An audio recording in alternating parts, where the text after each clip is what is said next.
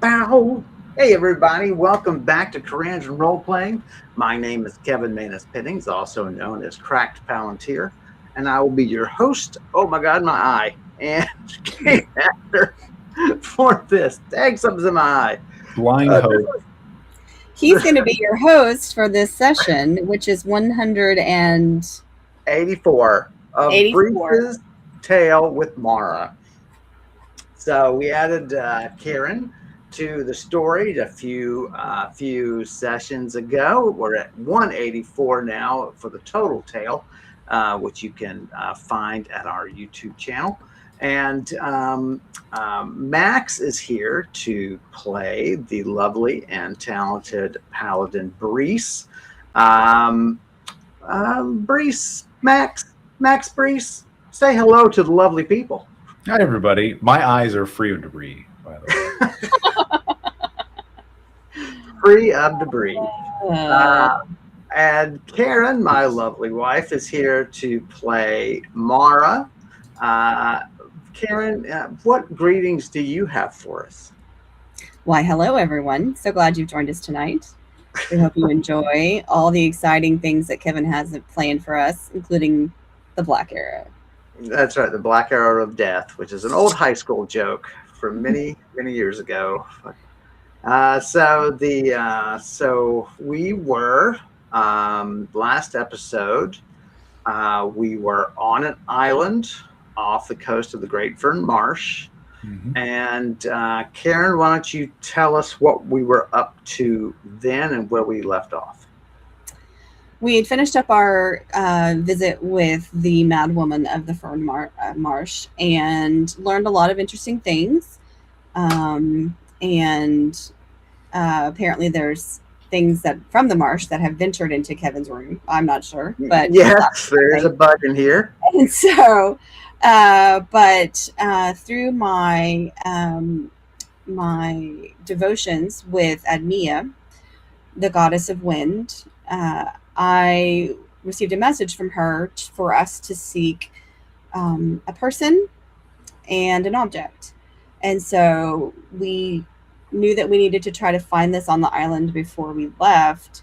So we were able to get our sailors to take us to the other side of the island, where we encountered an actual group of merfolk and talked with the mermaid and learned a lot of interesting things about some particular things that might help us with the soul prison that we're trying to protect. And those included a red pearl and some coral, which is like a pink and blue sort of ish color coral. And so we finished our conversation with the merfolk and decided to go ashore, came across some type of ritual worship place, an obelisk, but it had long been abandoned. And we left you guys as Brise and I were walking through the woods, just trying to take in something, looking for whatever this object could be. And we left you underneath the nest of a harpy. This soul prison is one that is now under the possession of a powerful and not very nice sorcerer named Oshekra. And Oshekra intends to use it, we've heard, as a way to imprison even benevolent individuals that stand in his way. In particular, a dragon to the east named Garathu, and so they want to prevent that from happening and trying to prevent Oshekra from turning that prison against people who are good. Mm-hmm. So they're there on the island searching. They came across an abandoned harpy's nest, as Karen said. It is early-ish morning. There's no sign of an item in the harpy's nest. You guys haven't had any luck elsewhere searching the shore. What would you like to do? Be sure to look at each other right? And it's, sort of communicate visually and sort of come up with a plan together. Don't walk off from each other like robots. So how we've been walking for how many hours now along the coast? Probably been an hour and a half, 2 hours. Okay. And we have until noon is when we need to get back to the ship. So yeah, let's look around and just see, is there anything that catches your eye? Are you talking to me or are you talking to Brise? I'm talking to Brise. Brise, is there anything that just catches your eye, or do you see anything? We saw the harpy's nest. I mean, a harpy, they collect things, so maybe we could look around a little bit further, kind of spread out a little bit, from the harpy's nest. Well, we could do that, or we could head back to the landing site, explore the other direction on shore. True. I am fine with either. So let's go back to the landing site and go the other way. I think so, yeah. So we at least cover this section of the island. So you cut to, just 100 yards or so back in, out to the shore. Mm-hmm. Follow it around. The boatmen are there smoking pipes. One's casting a rod out in the water. Just biding this time. They're clearly not in a rush, regardless of the noon deadline.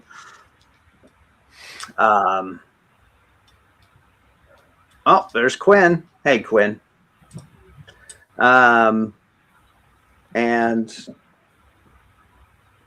guys, make it to the other side where you don't feel like you. Oh, my dice! Every time. Every time. It's because I'm rolling out of my tray. I need to roll on my tray. And Karen, you got to find your tray. Yeah, clearly it's a problem for me. Wait till you drop it in there. You'll never find Andrew's dice again. Actually, these are not Andrew's. These have got to be mine because they have the double numbers. So. Oh, I see. So you sort of cut into the woods and start searching. Sorry to interrupt, but Quinn has to tell us that the 90s film Wag the Dog is $5 on Amazon Video right now. So it's a perfect time to take a break and go. Quinn, are you like an Amazon influencer or being paid to like advertise Wag the Dog? No, it's a political message. Wag the Dog is what Trump is doing with his war on Iran. Yes. That's what Wag the Dog's about. I see. So, except in Wag the Dog, it was a fake war. They actually faked the whole country and did this media thing. Yeah, it's really a fun movie.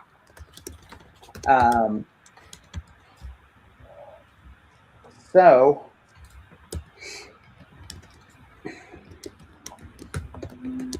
All right. So we head back towards the. Yeah, you're in the woods searching. Mm-hmm. Let's talk about state of readiness. What's in your hands? Nothing's in my hands. I have my spear and shield. Okay, and where do you want Azrael, your I'll have him scouting ahead, periodically switching to him for his heightened senses.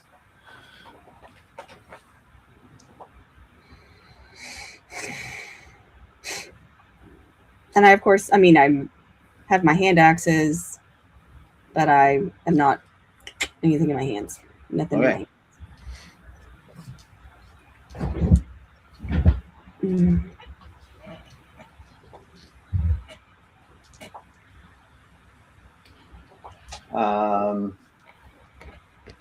So Brise straightens oddly and kind of closes his eyes and concentrates and says, Azrael, discovers that he's walking on coins.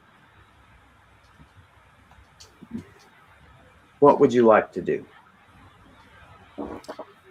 I would like to tune to Azrael and see from his eyes what is around him. Brush and trees, but beneath the leaf litter is a pile of coins. And he's sort of pawing at it curiously, but of course coins don't interest a cat very much. What would you like to do? So I'll tell Liz tomorrow that Azrael's found a pile of coins in the middle of the wood. Oh. So we'll Well, let's go check those out. go check it in. So I'll start creeping towards it. Quinn's Quietly. also saying that I'm lagging. Yeah, we've noticed. I don't know what we can do about it. I mean, we are gonna increase our upload rate at the new place in case that's part of the problem. So, Sorry, I don't know what else to do. Yeah. So you get there, he's uncovered some silver coins. You guys, listen carefully. You don't hear anything other than birds and seagulls and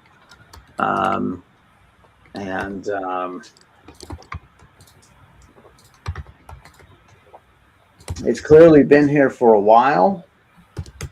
As you uncover it from the leaf clutter and so on, you find a rotted leather pouch. And these things have just spilled out of it.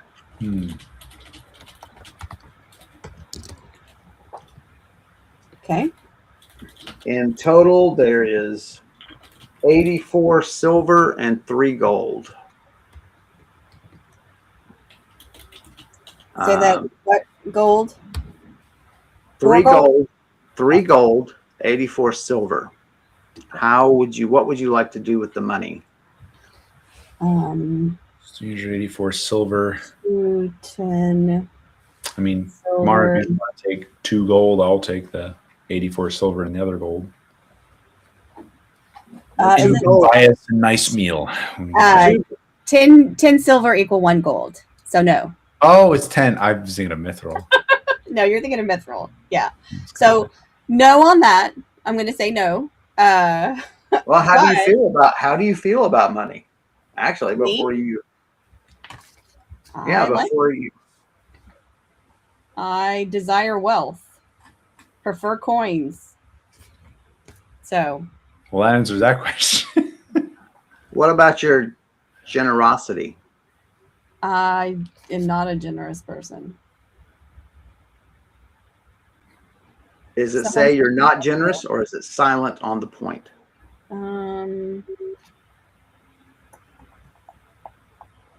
And what about you, Max? How do you feel about the coins? I could care less about money, but I'm very generous. Somebody who's selfish and desires coin versus someone who is not. How do you know you're selfish? No. So is it silent on your generosity? It is silent on my generosity. That means you're of average generosity. So given your race and culture, you are of average generosity. You round up at Kroger. That's about it. Did you say we'll round up at Kroger? Yes. I'll get the roast. I'll buy the roast next time. Are you splitting? You're just going to split it? Is that what I'm hearing? Well, unless I offer to split it, unless Mara says she needs it more, right? I am a little low. Not that important. I am low on some cash actually. Let me see what I've got. So are you going to split it? Yeah, I'm fine to split it. Are you okay with that?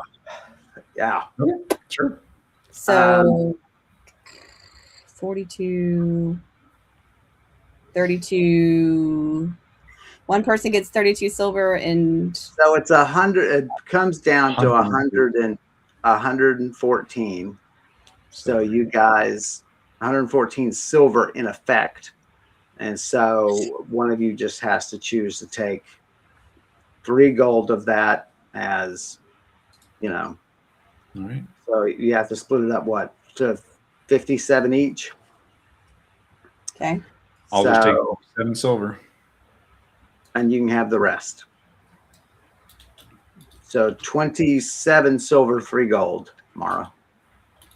27 silver and 3 gold. Yep. And so logically, you begin sort of looking around, thinking there could be other things. You're sort of using your hand axe just to kind of plow away stuff. You're using your spear point, just trying to move things. Send Azrael on a nice roundabout looking for anything. Kevin, can I ask you a question real quick? You can always ask me a question. You can even do it slowly. Will you remind me how much coins weigh? They weigh 64 is a pound. Say that again. 64 coins is a pound, regardless of the coin.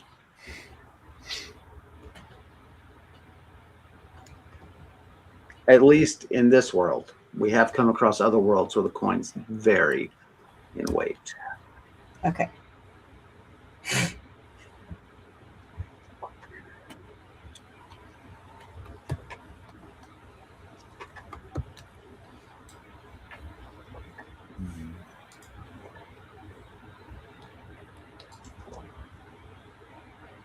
So,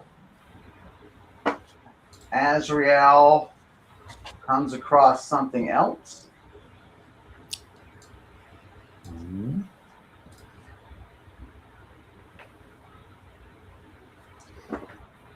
They are metal greaves.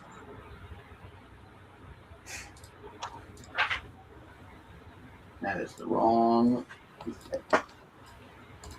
Max, is Azrael Azriel? No, Azrael.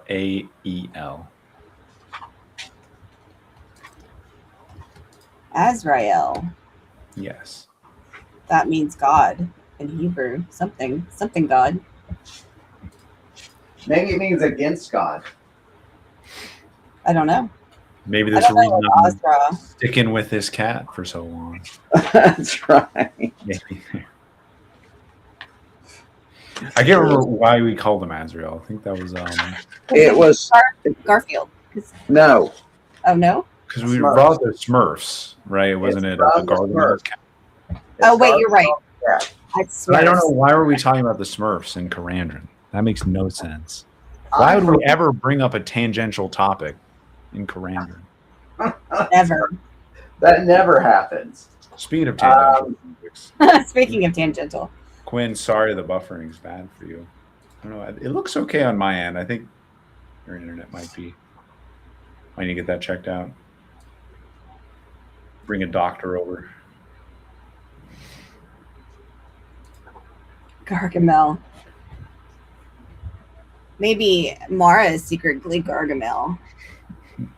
Also, Gargamel was with an L ending, meaning god of something. Brise is obviously Smurfette. No. Well, then, what's the other one? Smurfette, and then there was another one that they made. The female? I feel like there was. A very long time ago that I watched this. All right, Azrael comes across metal greaves. They are about 15 feet away. They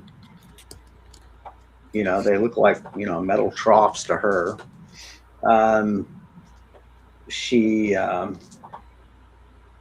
You guys walk over, retrieve them from the litter, and they are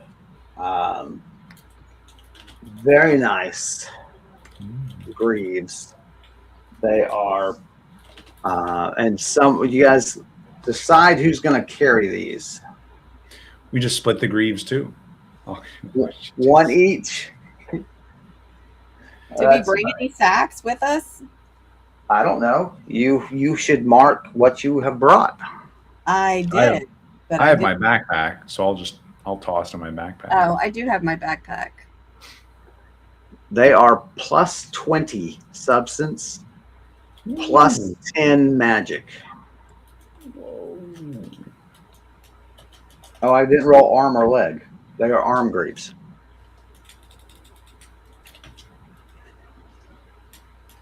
Those are some serious greaves. Fantastic. But they're metal, so they will interfere with casting temple magic. Right. Max, you said you were going to carry them? Well, I did, and then I see that they're metal, and I say, I'll carry them, but you should have them. I do not. Won't be able to make as much use of these as you. We can just Sell them.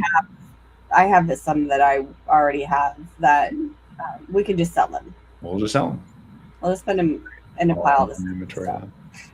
So Brise asks, do you feel like this is the item that you were sent here to find? It's possible. I could. We've met the merfolk. We've found some money. We've found some greaves. I mean, if we found the pouch though, and now we found some greaves. I wonder if there might be something else, just like maybe somebody died here or something. Like there might be something just a little bit further around, Sure. I do say that, if we offer this to Lennox and say that, help us beat Oshekra and here's this reward, I think maybe your goddess was onto something. Oh, I see what you mean. Yeah, very true. Both of you roll for me. Okay. 53. 64. You're both looking at them and going, there's something off or something a little weird about them being on an island. And you both realize it's that greaves are very bad for sailors to wear. They weigh you down in the water. They interfere with your swimming because they create drag as you try to swim. They catch, and so it's weird that they would be here.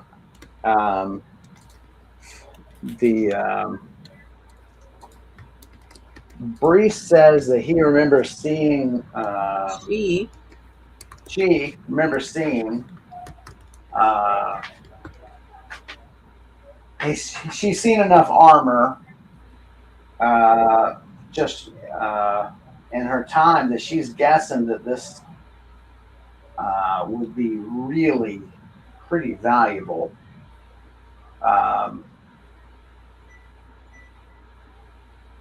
Yeah, this is probably 200 gold worth of stuff right here. Oh no, I'm wrong. Sorry. All right, see you, Quinn. Sorry about the buffering. Oh, punt the pixie. That's funny. So it is considerable change here. Yeah, this is 200 gold or so. So you're looking at.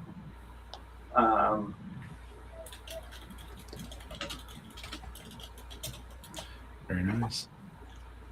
Glance around. Don't find anything else now that it's Azrael. What would you like to do? I tell Mara I think we should head back. Yeah, I think so too. Let's get to Morgrim.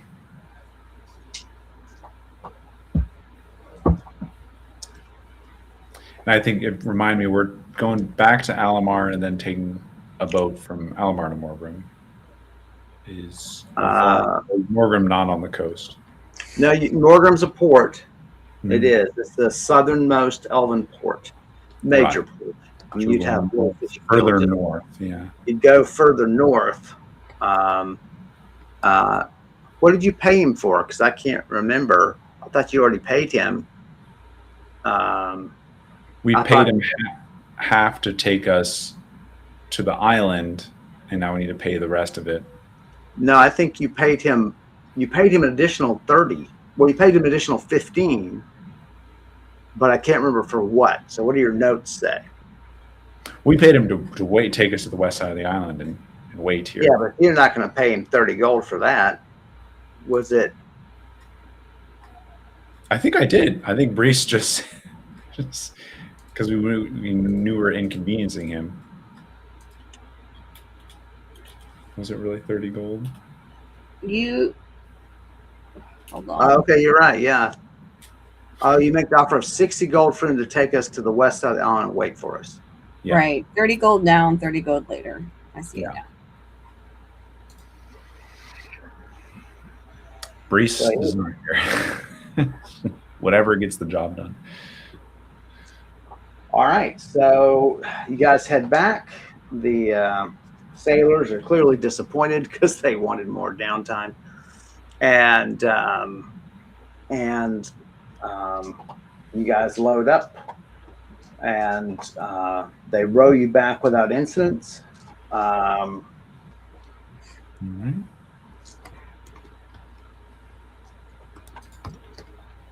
You back on the ship, and he is barking orders, trying to make up the time.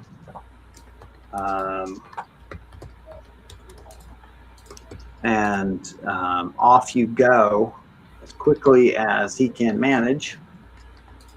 You eat lunch with the crew. It's,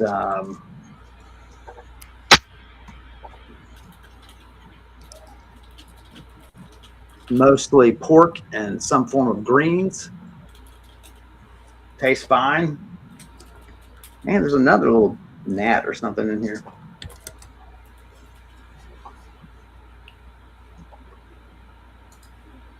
There is a commotion on the boat. This is a busy day. I just rolled a double odd. All right, here comes the Kraken.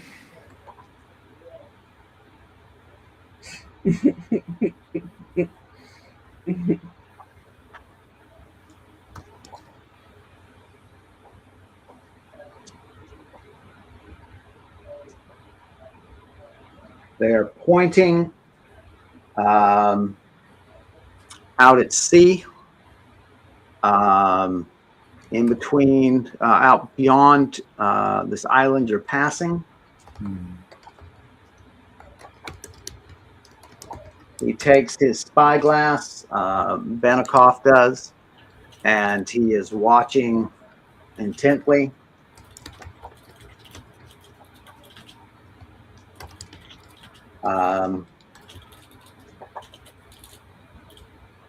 It's not hard to discern what is happening just because of the chatter on the deck. All hands are awakened. It is a pirate. Oh, okay.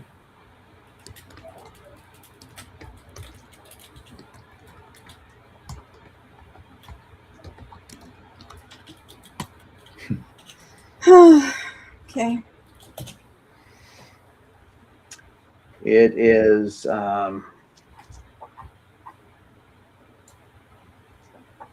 female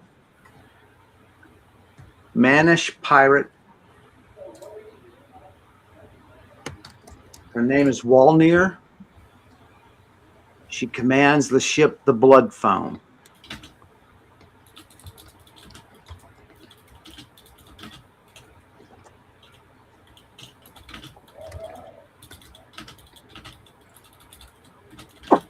The Blood foam.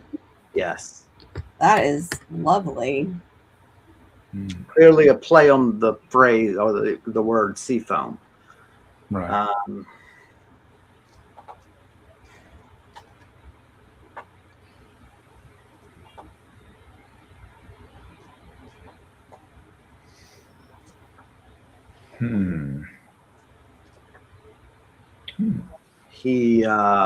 He's watching. There's lots of advice being shouted. Clearly the decision is either to keep running or to anchor at an island that is that has a cove that is sufficiently convoluted that you can't easily see the ship Right. from the sea. Dadgummit! It's Nant. I Sorry. offer my arts would allow me to bless the ship temporarily, so that it would go twice as fast and slow down her ship. What spell is that? That is Blessed Current, which From from the tome? Faith's Path. I first used this, I think, like in the third session we ever played. Oh wow! Also on a ship out of Alamar.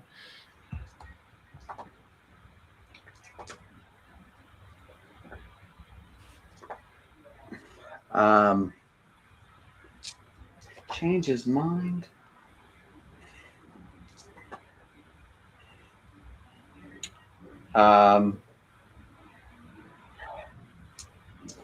He says, keep it handy, but I think we're going to lay low. Okay. Brise, interesting, because her grandparents were, or her parents were killed by river pirates. Yeah. So I guess she would say, all right, yeah, let's, if you think it's a better chance for us laying low, then I'll take that advice. Karen, any input into this? I mean, there's not much more I can do unless they're close by. So I would defer to Vanakov and the spellcasters. So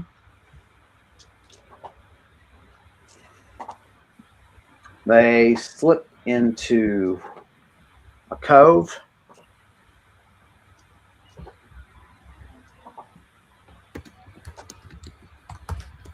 There is already a ship there. The men freak out. But it's a very small ship, much like the one you're on. Vanakov is shouting at them to shut up. And through his eyeglass,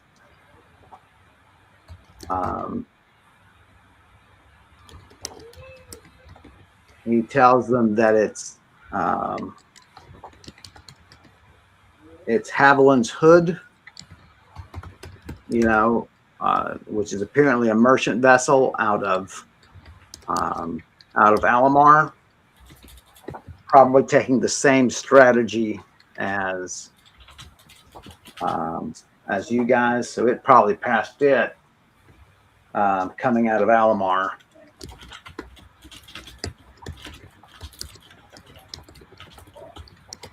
He cheers his men, saying, "It's 2 crews now against theirs."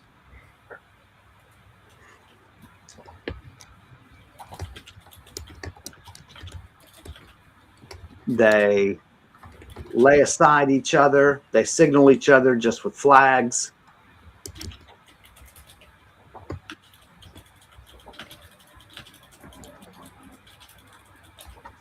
At first, the Haviland's Hood warns them off, telling you guys not to come to their hiding spot. Go find your own. But they press on. You guys press on, and they press on into the cove. And apparently what signals back is Banakov's argument of it'll be 2 against 1.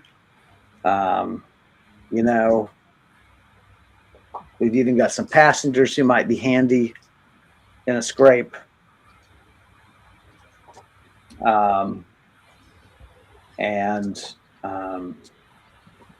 You guys are permitted in. You weigh anchor, not weigh anchor. You anchor right beside them.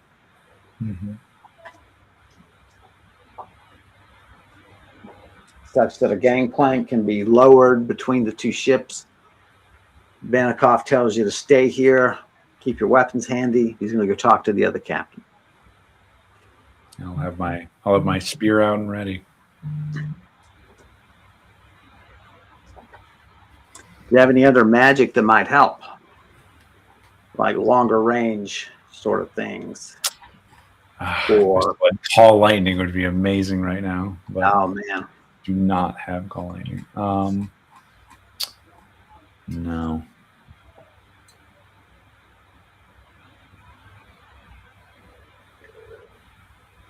Laura, what is your preparations?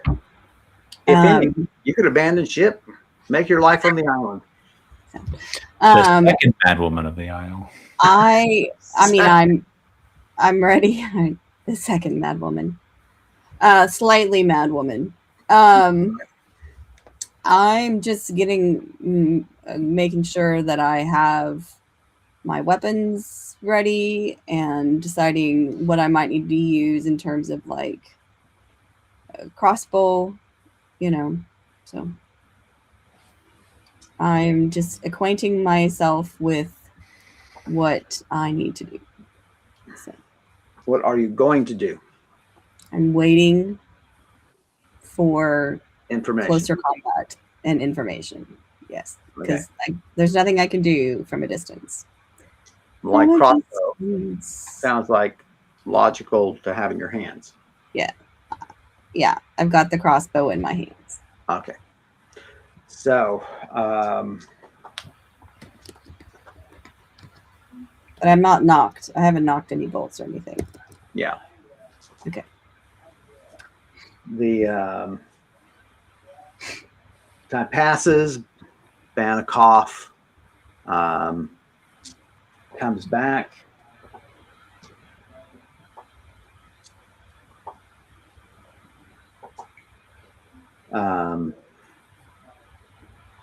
He says the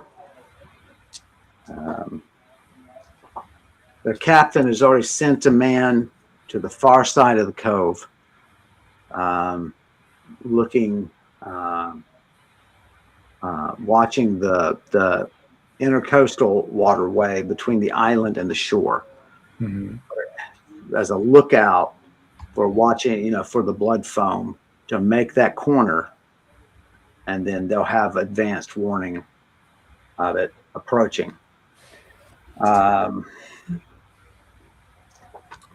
They've only got a crew of 12, and with the, I guess, 11 that you guys represent, including Banikoff and his 8 men, you stand at a count of 23. He tells you, unfortunately, the blood foam has more than twice that. Okay.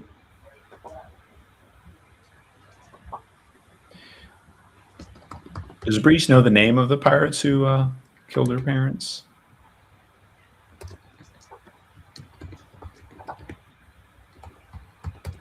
No. Okay. There have been many conjectured known river pirates out there, and at a later point I can give you those names if you ever want to research that and delve into that aspect of your story, get a little revenge. But yeah, but there's nothing definitive.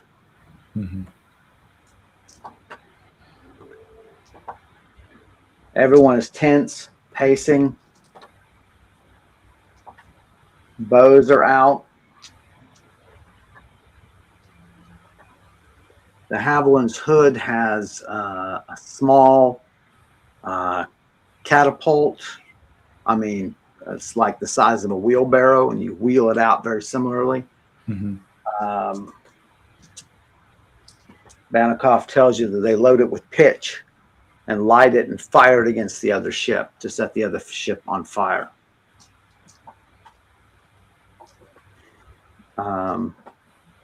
That's ready, but all the, they don't even want to light a torch yet for fear of the smoke getting them away, although the sea breeze really would dissipate it, but they are taking no chances.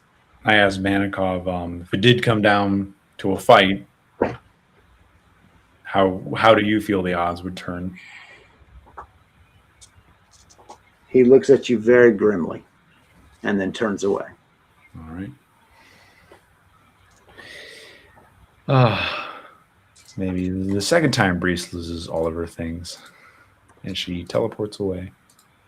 Hey, Brise, maybe you could offer to speed us along our way again, perhaps. I mean, I'll remind Vanikoff when I catch him again. It's like, remember, if you need, I could get us out of here.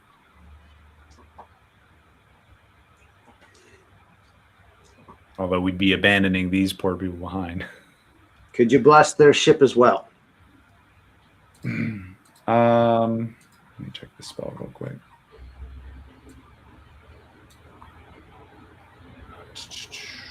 It creates a series of currents within a radius, and it's 20 feet of radius per level. So yes, that would be 100 and that'd be 300 feet. It's probably the size of the width of both of these ships, right? Yeah, I would think you could easily fit them in there. Does it have a range or only a radius? So that's a good question. It says creates a series of currents within a radius. So it's just that 300-foot radius. I guess it doesn't actually. Because if you're able to cast it at a distance, then you choose the point where the radius starts. Right. So let me look that up. It just says within a radius of the target, and it doesn't have any range for the target. That's not what I need. I need file open region.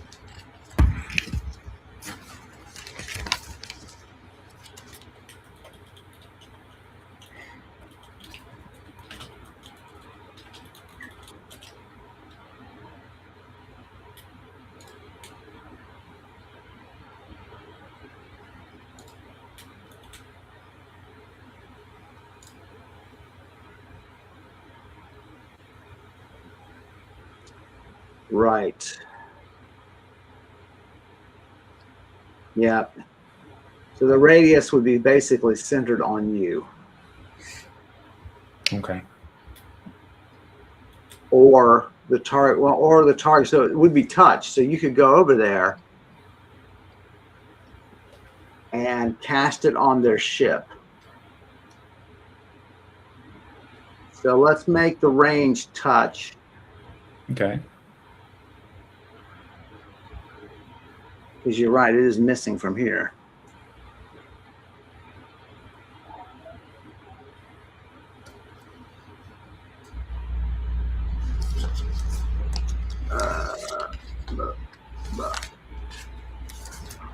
There we go. So you could go over there. How long does it last? It would be for 20 minutes a level. Wow.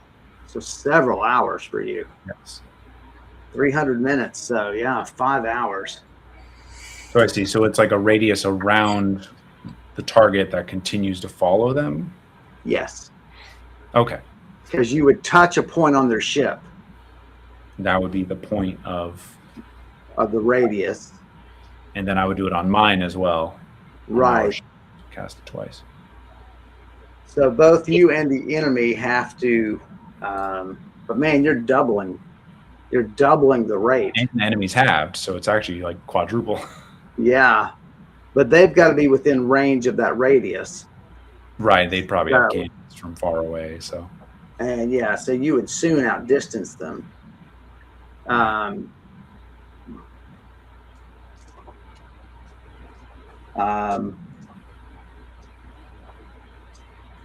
So he walks over to the railing nearest the Haviland's hood, calls out for the captain. Captain is young elf male. Walks out. He says, I've got a priest here who can put a blessing on your boat. It'll double your speed for hours. What do you say we make a break for it? I know we're headed in opposite directions, but it shouldn't matter. The blessing will go with you, just as his blessing will go with me also.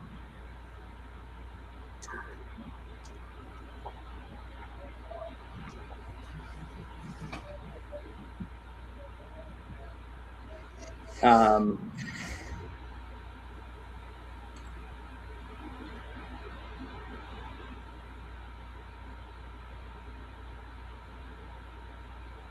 I think it's your dad, baby.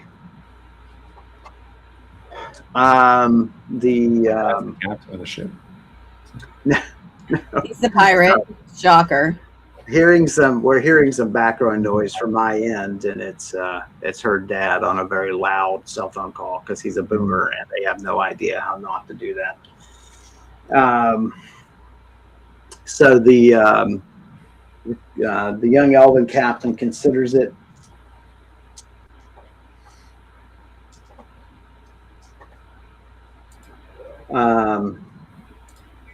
Study, sort of looks down at the water.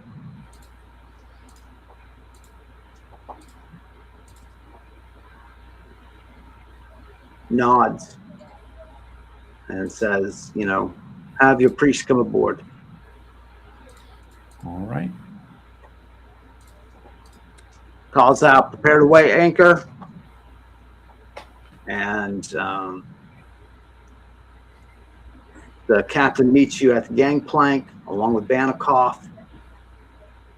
You guys walk to the rear of the ship. You realize, I really need to tell this guy this is going to double the speed of his ship. Something that he's not going to be accustomed to. Sure. He listens intently. Seems like a very thoughtful guy. You get a very good vibe from him. Mm-hmm.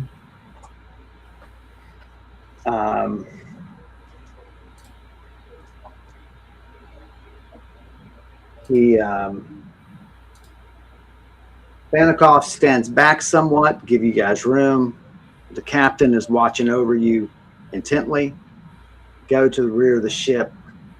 He sort of takes your hand as you sort of lift your hands to do the incantation, the blessing, and he glances back at Banikoff and says, "What are you doing with that scoundrel?"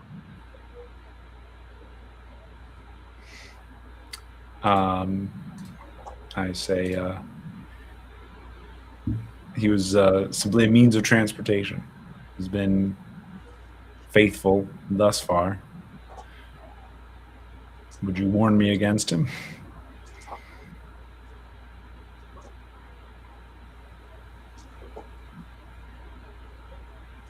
If his ship were bigger, he would have sold you to the Blood Foam. Wow.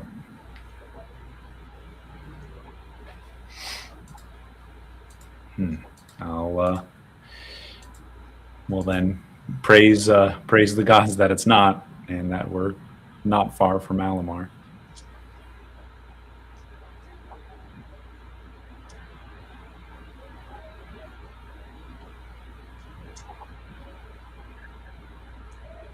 You could come with us. You and your companion, whatever gear you've got. We're heading to Morgrim, which I know is not your destination. I look over at Mara. She's back on the boat. I'm on the boat. I'm not hearing any of this conversation. Okay. Is there anything we need to do in Alamar still? I guess not really. The temple could ask for word at, but well, you could give an update to the men at the lake, right? Or to the temple, right? But does this almost seem a little bit of like a divine chance that we waited on the western side of the island, and now that we've because of that delay, we encountered this opportunity? Certainly it does feel like luck. Yeah. The question is it luck you need now? Yeah. I say, could I speak with my my associate quickly about this offer? The other woman who's accompanying me. You vouch for her? Yes. She she's been a good ally these past few days. Days. He nods. Be it on your head. Bring her over. Man, this guy's less trusting than I am. Well, he's got a ship to watch after, and men, So I wave. I'll catch Mara's eye and wave her over. What do you want to do, baby? How do we know we can trust this guy? Well, you're not over here yet. Come over. I'm waving you over. Okay. I'm like, okay. So I walk over. Do I need to get on the boat, or what's going on? Yes, he's waving you over, and he's on a different boat. So presumably he needs you. You don't have to. If you want me to come onto that boat, then that's fine. You can't do that because she can't communicate that to you unless you're going to wave back. You guys are waving. No, you come over here. No, you here.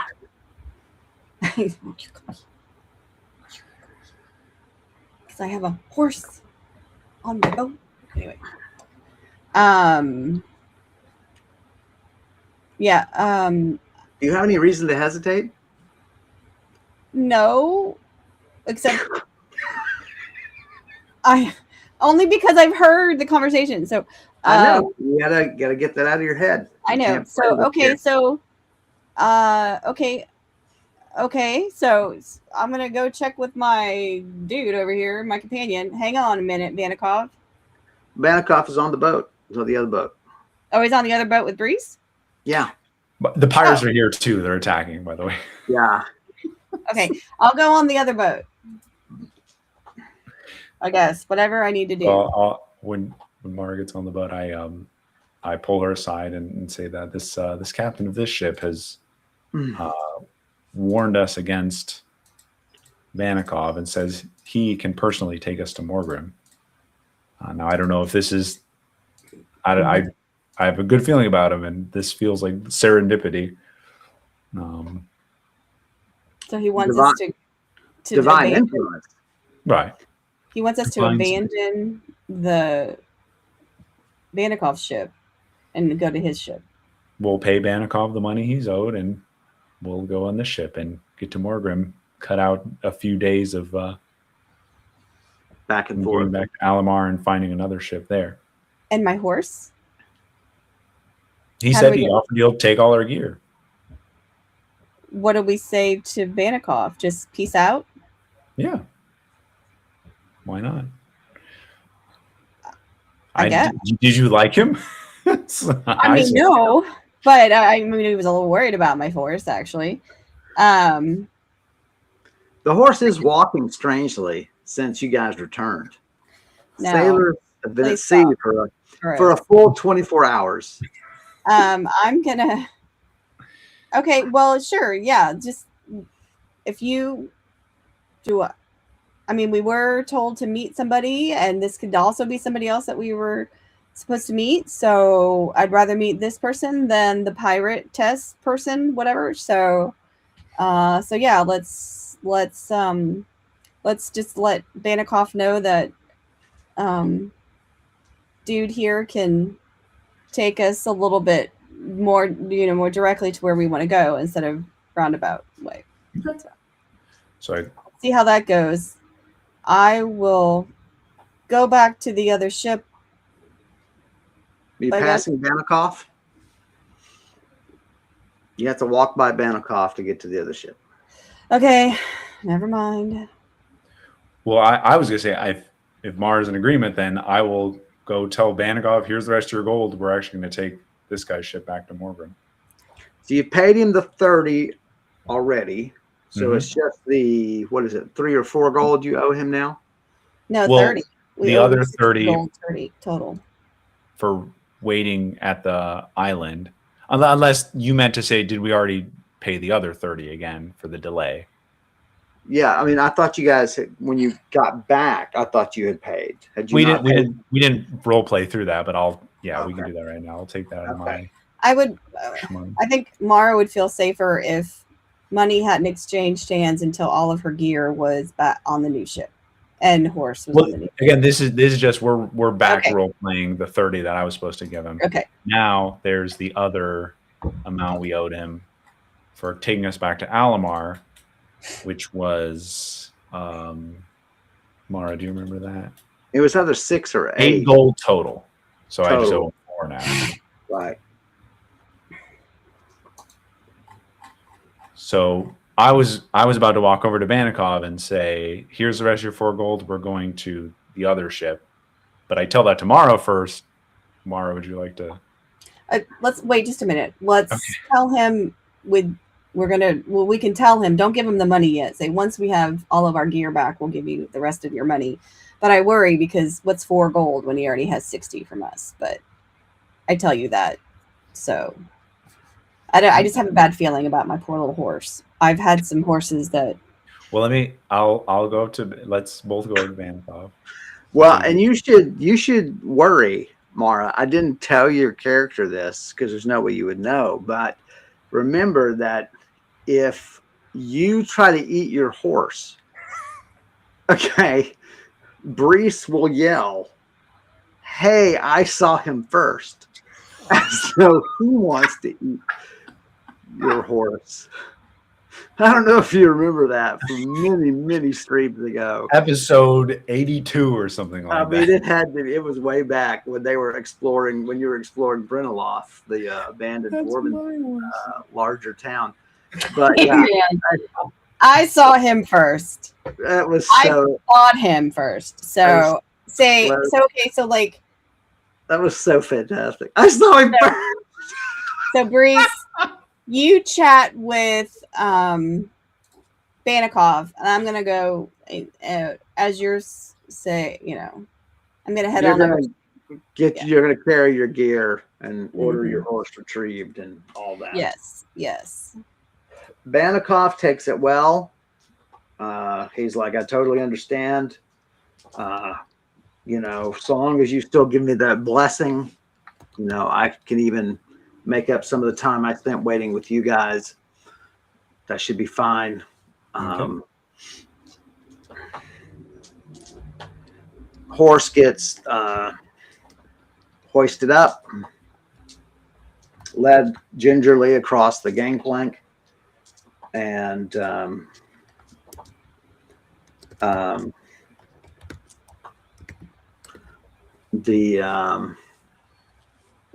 they send a boat to go retrieve their lookout.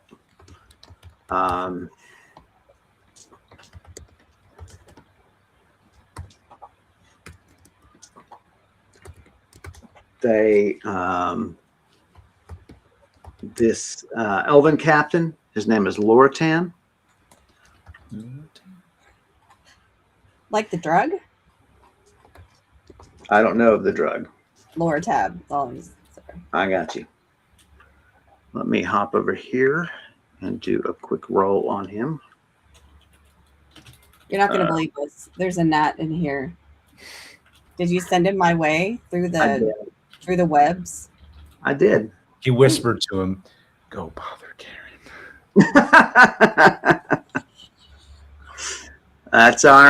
That's how we do. The gnat whisperer. That's right. Today is Wednesday, right? Okay, God. Ugh. My life. I can't figure out anything anymore. Okay.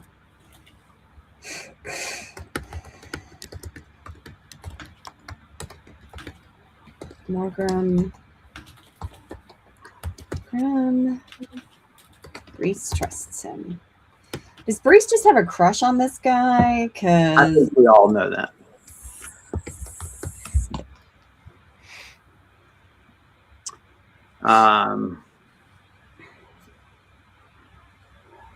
Brown-eyed Loratan, stocky build, couple inches taller than Mara, so a little tall for an elf. He has a beard that falls to his belt. He has it braided.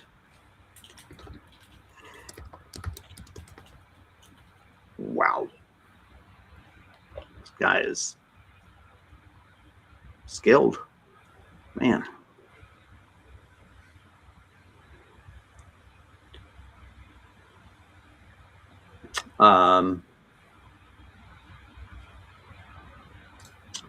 So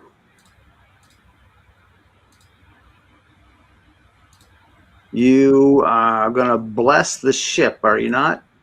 I'm going to bless Banakov's as soon as all my stuff off and is off the Okay. ship. Mara stays All with. your stuff makes it off.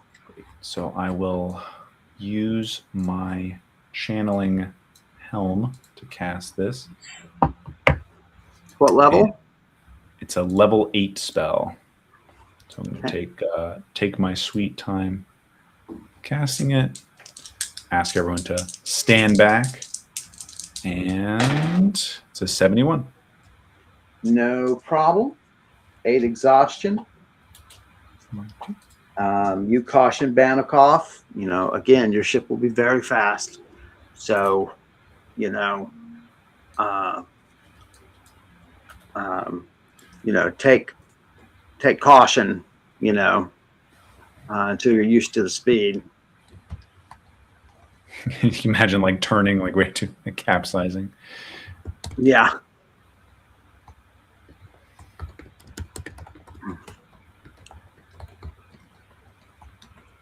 Hey, babe. Yeah.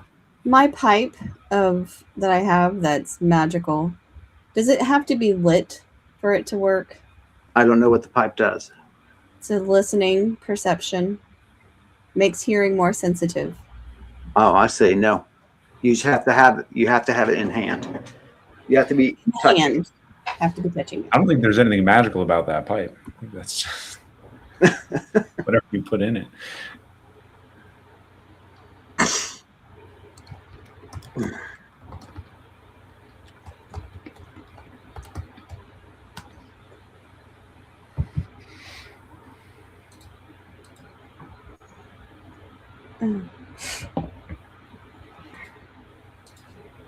Okay, and then I'll go over to Loritan's ship, and whenever he's ready, I'll cast the spell as well.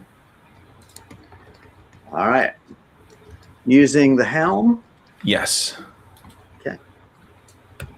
Slot from the helm. Everybody stay back. Brise is gonna fumble this. 89. Nice. That's a shock. 7 exhaustion. You know, casting a spell when there's lots of witnesses around, I'm fine, but when I'm all alone, That's right. no one to help me. That's right.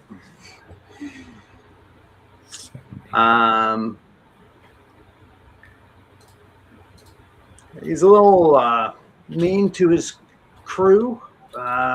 Makes you not too happy with him.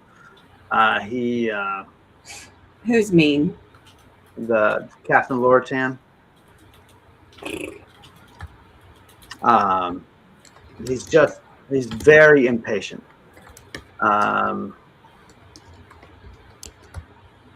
It's the wrong thing. Put him to sleep. Play the same song. I can hit him with my axe. No. So,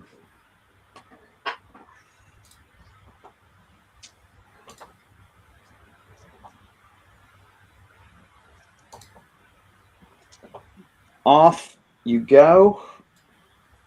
It is early afternoon. Okay. Wave to Banikoff and their crew. Get lots of friendly waves back.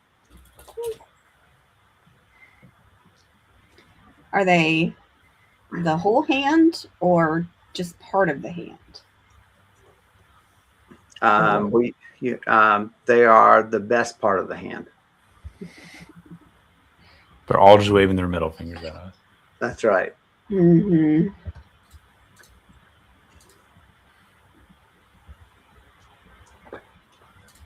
Let's see what else I need to glance through.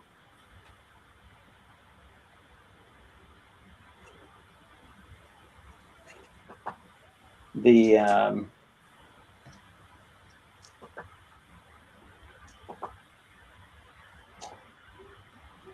guys turn very smartly out of the cove. Lortan has taken the bow and is scanning everything ahead. I'm going to do this. What's the date in world? October 15th. 15th, yeah.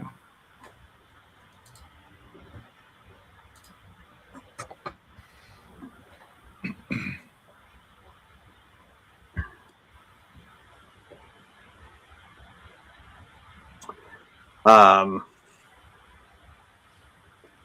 right. So you're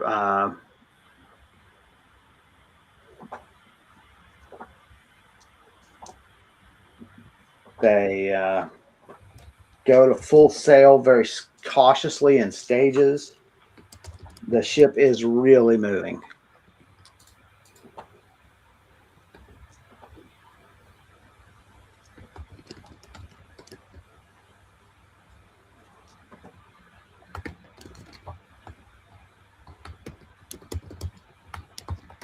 Pass other ships. They signal warnings of about the blood foam to the ships they pass. Mm-hmm.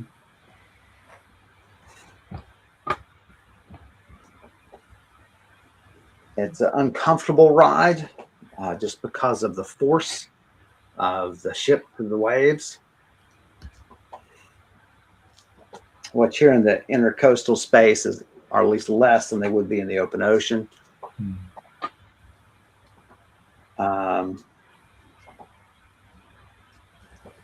After a couple of hours, the captain checks with the helmsman. They have a talk.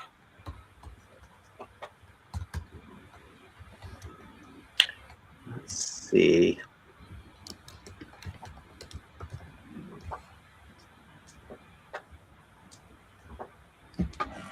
He says they make regular runs between Morgrim and Alamar. Would you be needing transport back? I look at Mara and I say yes. We would need to make it back to Alamar eventually. What frequency would you be coming back?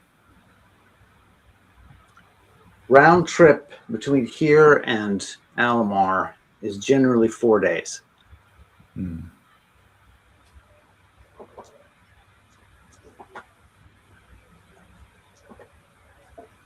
We leave the noon of the next day that we arrive. Okay. At this speed, we should reach Morgrim by tomorrow at noon. I tell him or remind him that it's the blessing won't last for much longer. So you told me. Right. Even taking that into account. Okay. Unless you wish to speed our passage more. But I can tell this is hard on the ship.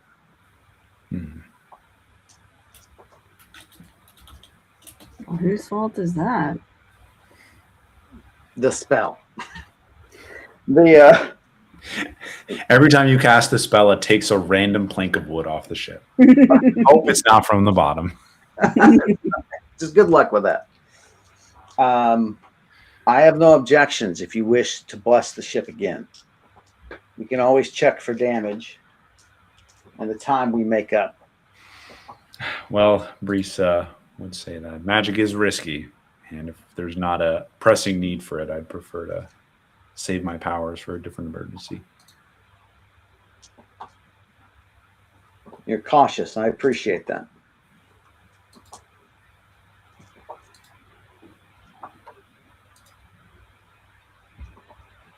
Should I expect you then to ride back with me? So he said that they're going to depart Morgrim the following day. At noon. Noon the following day. Our business in Morgrim might take longer. You have basically 24 hours. Yeah. To go communicate with him. You gotta go to the temple. Then you got to make it to. You got to find Lannick, and then you've got to make it back to the port. I don't know if we're gonna be able to do that. Maybe like he could look out. We would know to wait for him if he comes back every 8 days or whatever. You know. Yeah, I tell him we'll try to make it there. The next day on the return trip. But if not, when will you be in Morgrim again? Do you know? 4 days. Okay.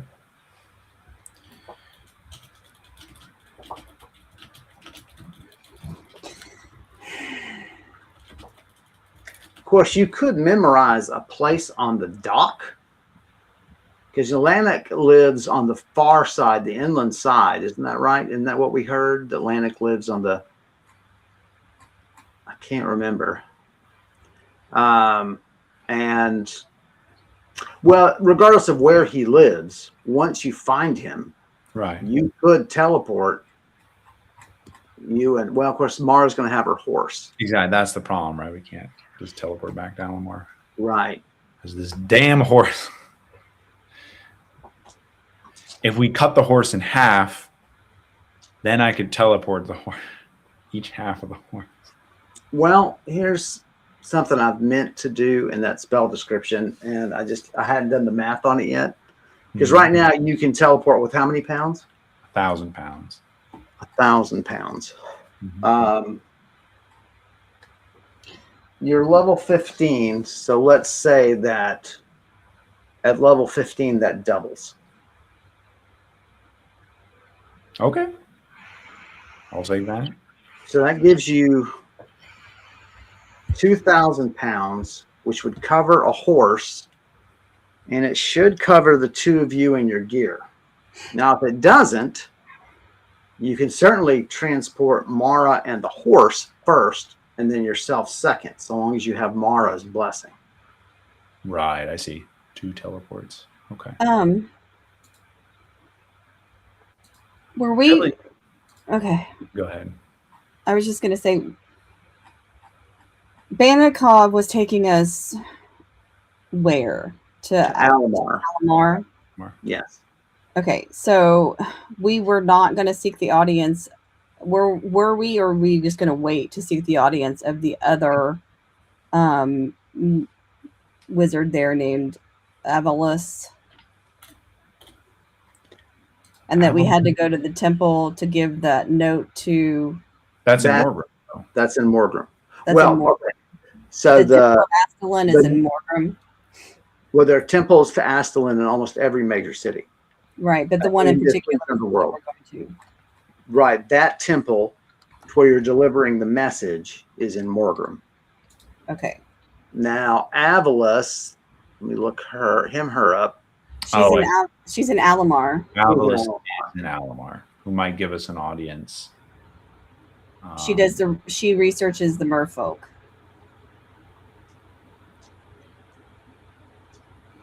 Is that what you have? All I wrote down is that there's Horiatus, I got it right, which is from your background, Mara. And then under that there's an apprentice of Horiatus named Avalus. Horiatus and Avalus. Avalus might give us an audience. So I don't know. That's your business, I guess, Mara. I don't know. Well, some would say that they may not want to see me because I killed Horiatus, but I did not kill him. So I would never make that terribly accurate comment ever. I did not kill him. Just like I didn't kill Adabir.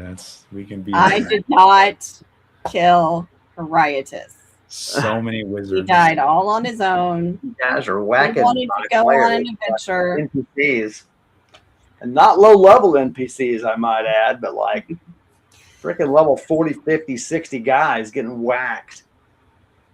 Apparently, being a level 50 is not that great when you're a Now level wait, 50. if you killed a level 40 wizard, shouldn't you get like you're at level like 15 now, Mara? Like doesn't that just give you so I much did get some good stuff from his it's caches. Jeez, that sounds a lot worse than it is. I did it all for the. I didn't do it for the glory. I did it for the. befriend a level 50 wizard, get on his good side, and then just stab him in the back one day and then get all these. There was no stabbing in the back. There was no black arrow. It was not my fault. Just because he was powerful, died. It's not my fault. Not my fault. He was so old. He was a survivor of the Elven Pox. So that's old. Yeah. He chose to go on the adventure. I am not responsible for Horatius's decisions. He signed a waiver. He did. I need Just to as roll I am more. not responsible for Kevin's decisions, behavior, or actions, Your Honor. I am not responsible for Horatius's, the fictional character. Anyway, okay. Yes. So Let's we go are back to headed to Morgrim to do our All right, business we there. have yes. So telling Laura Tan, we're just not sure if but we will look for you if we need you. Something to that effect. Right. I think we'll see you tomorrow or the next time you're there or 4 days later.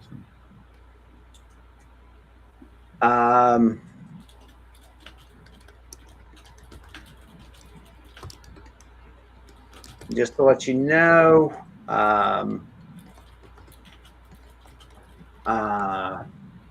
Loratan sports a mingosh and a short sword. Can you clarify real quick? Lortan's route back and forth from Morgrim to Alamar is 8 days or 4 days? It's Like 4 days there, 4-day round trip. 4 days round trip. Okay. So it's 2 days by sail with good winds. It's 2 days between the two cities. So it's a little more than 2 days, but they try to make that up. What do we say? A short sword and a something Mangosh. gauche? A Mangosh. mingosh. So a mingosh is a large dagger with a basket hilt. Okay. It is excellent for parrying, and that's in fact what it's used for. It's from the French, meaning left hand. So it is spelled Maine, and then a space, and gauche is Gauche. You said a dagger also? No, mingosh is sort of a large dagger. It's just not throwable. No. What else was he carrying? I'm sorry. Short sword. Short sword.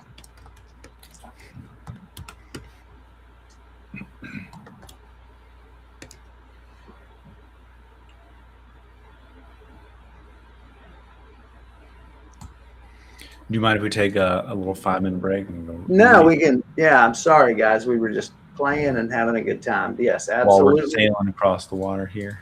That's right.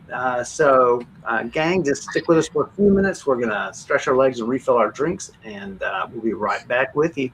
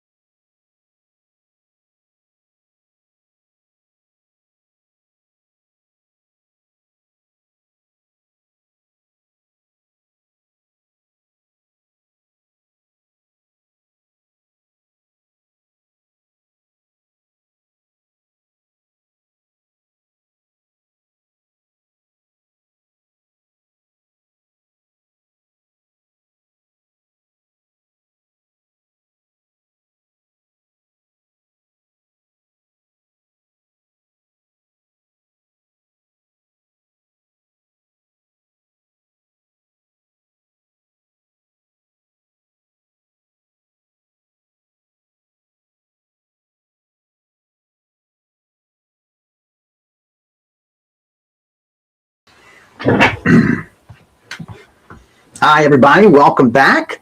Let's get our favorite streamers back online with us. There's one of our favorite streamers, and here's the other. So we were sailing to the elven city of Morgrim on a ship called Haviland's Hood, Haviland being the god of nature in this region. The elven captain, Loratan, commands Haviland's Hood, and Brise and Mara are making arrangements with him to sail back if their schedule permits. Mm-hmm.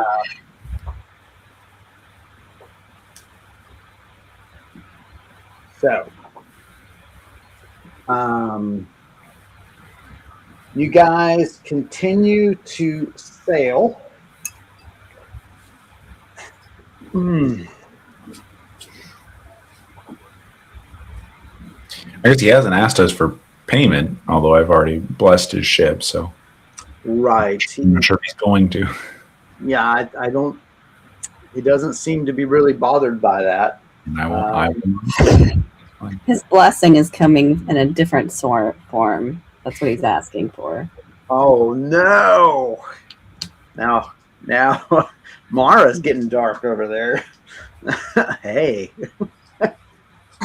I could weigh your anchor for you. I can also snip it. Snip it.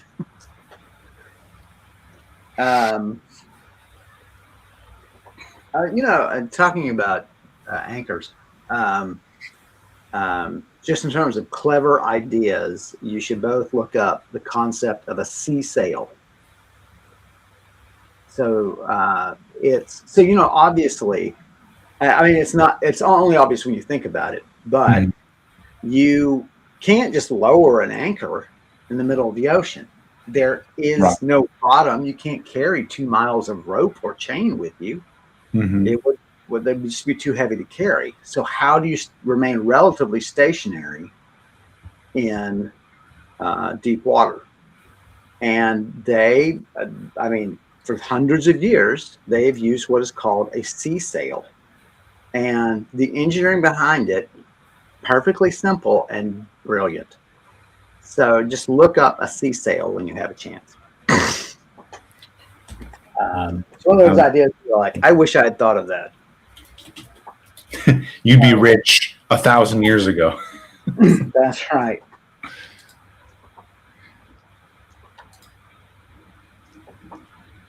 Well, welcome to Shrieks of Terror from the deck. You guys run up to see what the hubbub is about. No, I think I'll stay under the deck, actually. You stay under the deck, just hiding along. Mara runs to the deck. I run too. They are pointing dead ahead, but high in the sky. And give me just a second. I'm going to find this information, and I don't remember where it is. I'm so sorry, Karen. No, I'm more anxious about what disastrous creature or. It's a meteor headed straight towards us. That's a meteor. That's right.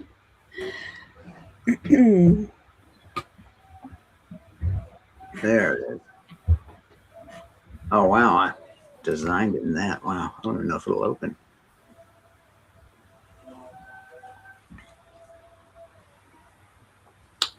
Dadgummit. Open.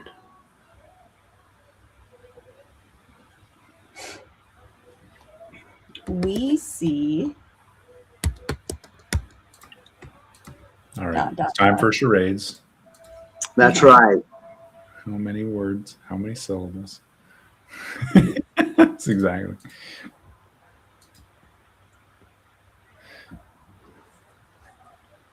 Where the heck is it? Not there.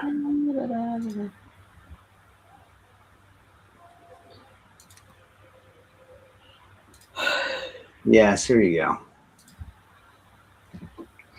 No, I was wrong.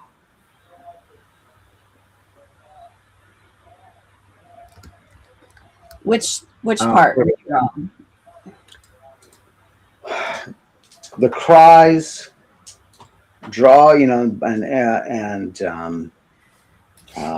pointing, draw your eyes upward and ahead, and there is in the distance a huge green and gold dragon.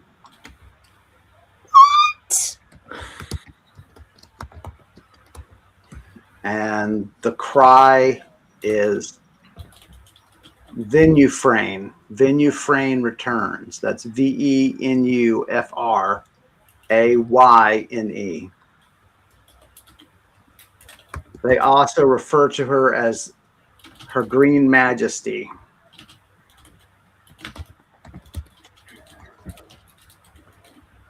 Wow.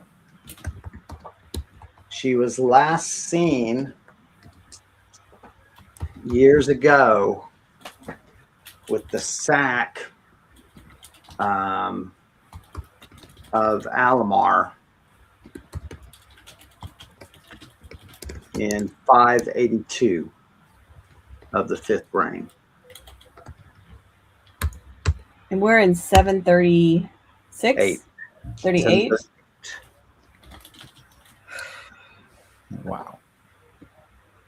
Do we need to extinguish the lights? Do we need to jump in the water? Like, what do you do when you see If I throw my spear, can I reach the dragon? Only if you get that one scale Yeah. that was damaged. By miracle roll.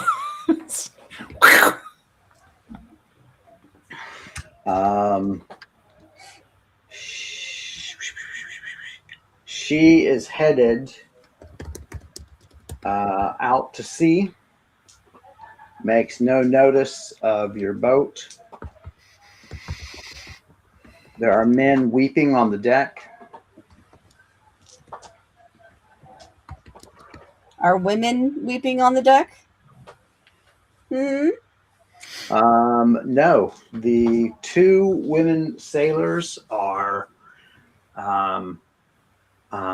silent and doing their jobs.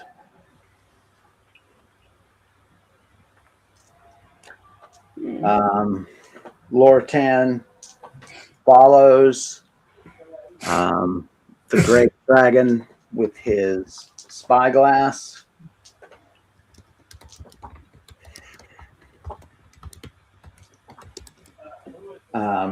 Orders a more coastal course heading toward the coast, hugging the shore in case they need to duck and hide. We'd rather not let his crew be stuck on an island if they have to abandon ship.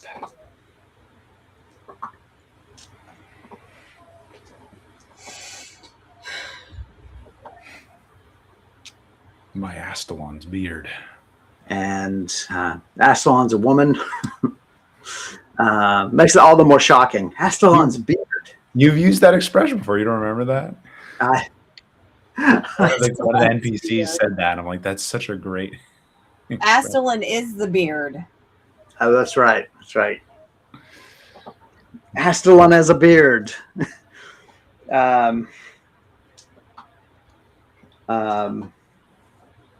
Lortan kicks the men who have fallen to their knees, crying.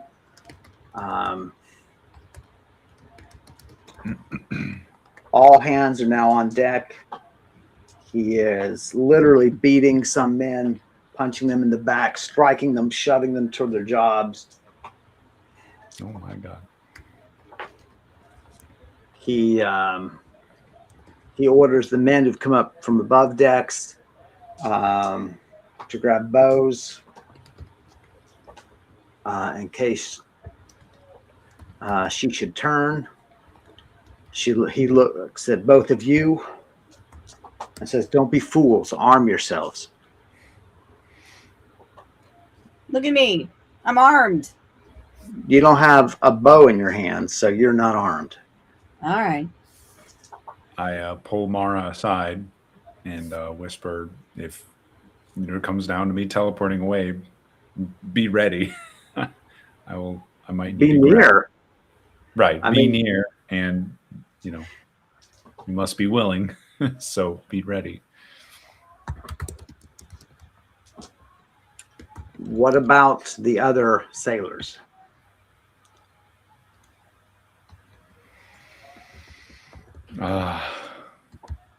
Yeah. Well, I do have a conscience. I do have a conscience.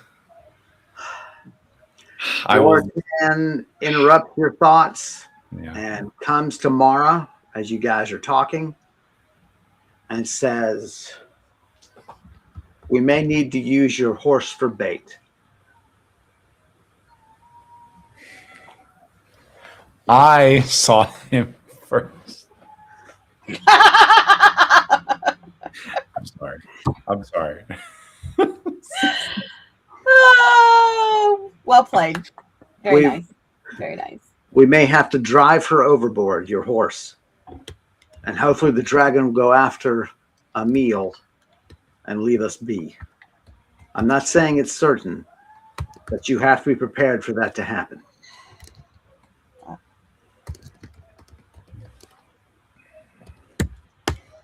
It's like 3 days. I've had this horse like not even 3 days. Yeah. But think about how delicious it'll be with all that sea brine coating it. Mm. You can tell Brise's mouth is already watering. Don't tempt me. Oh, fine. How many crew are on the ship? Just we've seen. This is, I think actually you said before. I'm sorry, I forgot. 11? Didn't you say like It's- 11 or something? it's 11 plus the captain. Okay. I could take all the people with my recently upgraded. Yeah, if they're wearing nothing, if they're naked. Let's try. If each person weighs 100 pounds, that's really And not the horse. 150. I'll forget about the horse, Mara. But two castings, I mean, 2 castings, you could definitely get everybody off and the horse. I'm more worried about if I only have time for one casting. Then Yeah. Yeah. Well, it's got some time before. I mean, the dragon turns. It's quite a ways away. yeah. Let's just be very quiet and hope the wind blesses us by going the other direction. Admia blesses us the wind to blow the other way. Well, it is an interesting time for prayer and chimes. I guess, Kevin, we are assuming teleport can teleport an object, but in the spell it says teleport me and the object. Am I able to teleport something without? Oh, then following? you may have to go back and forth. That's true. I don't know if that's in the description of the spell. I would be more than happy to consult the chimes.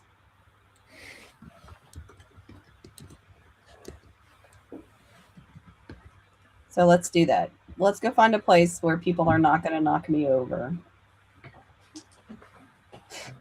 Where I You can want get access to the wind, so you go to the back since everyone else is concerned with the dragon in the front. You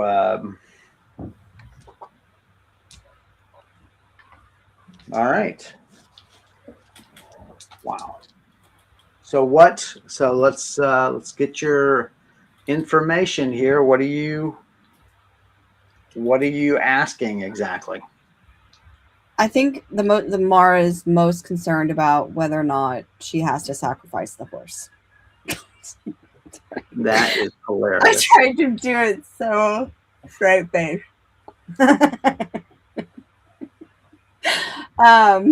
If you waste your freaking divination, I'm throwing you overboard. Well, and don't forget you each get a miracle roll. This is true. This is true. I'm gonna ask Admia for guidance. Like, what should should we try to turn around, or should we like guidance in what we need to do regarding the dragon? Or Okay. you ready? Yeah. 56. The reading is pretty clear.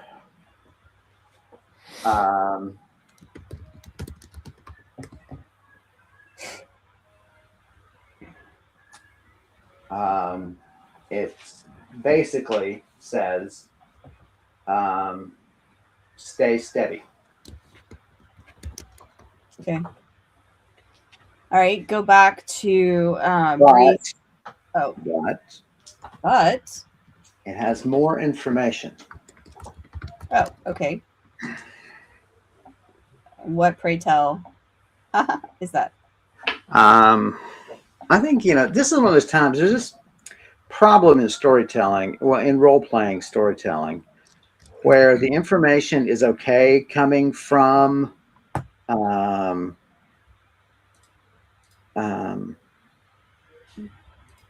coming from the game master, but it's so much more powerful coming from another player.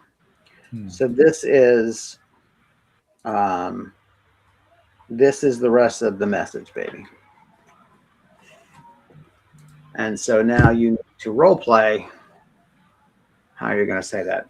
All right. So for the teleport spell, so if it's an object that you don't own, you would have to go with the object. People just have to give you their blessing. Okay. I'll note that down. All right.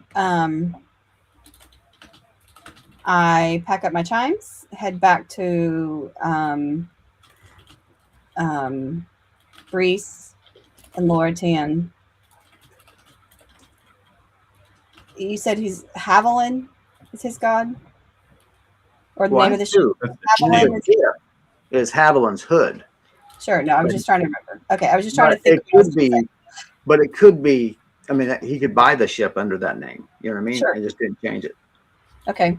All right. Who do I come to first, Loratan or Brise? Who do I come across individually, or are you going to grab them and drag them together?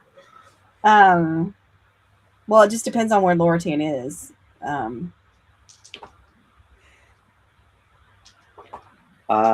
Standing beside your partner. Okay. All right. So I approach. I felt the need to consult Admia, given this incredible scene, and she assures me that we just need to stay steady, that we're okay. Just we need to stay the course, and we're okay.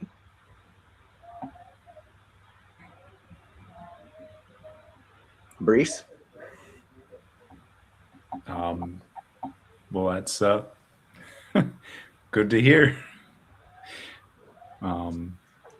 Yes, Admia assures me that we are not on the dragon's mind. Okay. And that is not what her goal is. It is not us. But just in case, and I address both you and the captain, if need be, I can use my arts to send your crew to a safe place.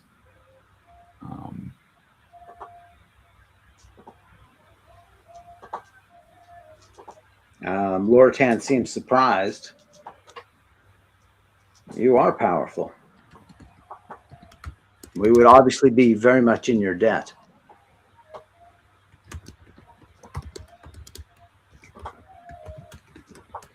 He turns to go to drive some men harder to work. And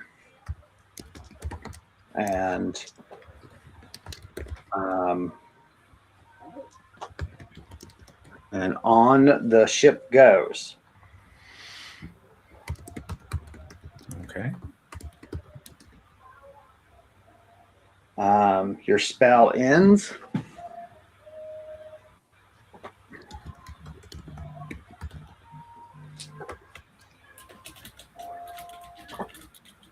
And the ship slows down, and they take, they start checking the ship as best they can for damage and so on. The dragon has long since flown out of sight. They've passed no other ships. Night is soon to fall. The question is, will they run without lights or not?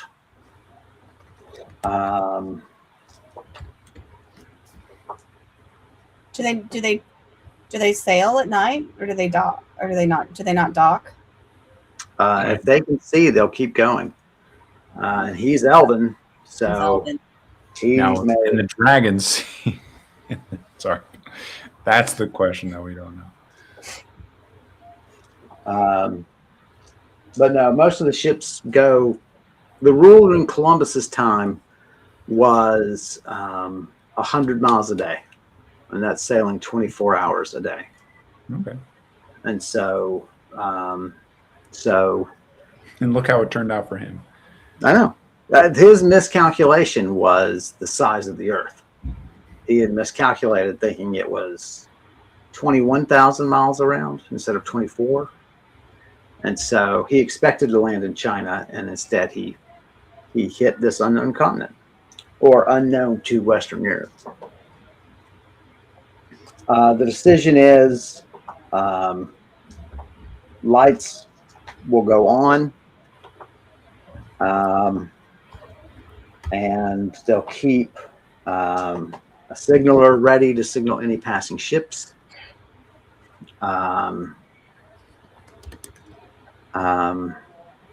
Loratan comes to you both and says, the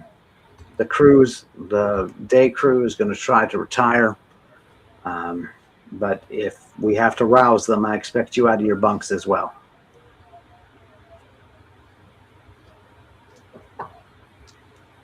Very well. Sir.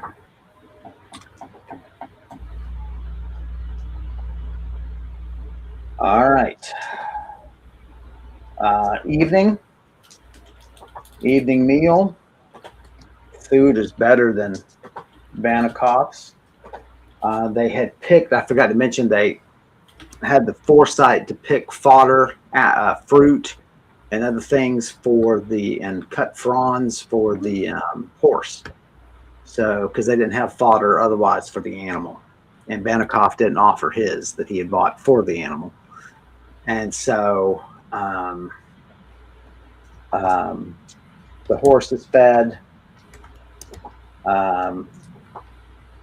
It was too far away for the horse to sense the dragon, so that's a good thing. The horse still is calm, although a little uneasy on the boat.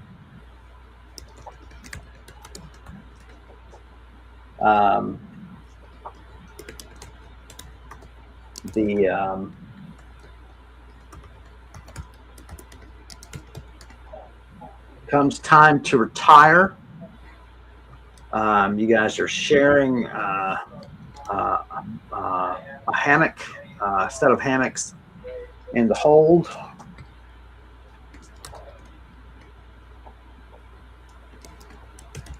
Double check your gear. Nothing seems to have been bothered. What do you want to do before you attempt to go to sleep, if you will even want to attempt?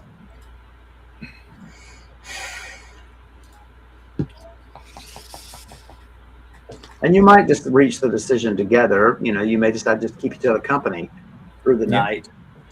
I don't think Brise is in a mood to read or do anything. She'll just pet Azrael and let her just go over her thoughts, talk with Mara.